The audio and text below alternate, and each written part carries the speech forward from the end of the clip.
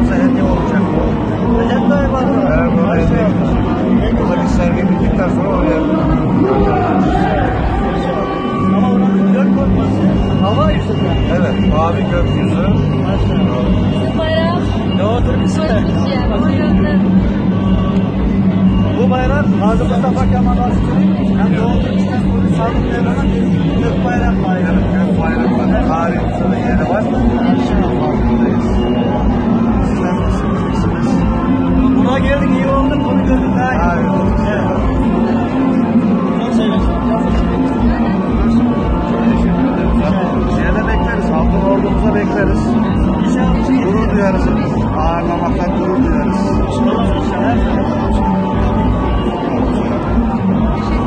Her yer davet etsek, her yere gittik zaten. Doğru Türkistan.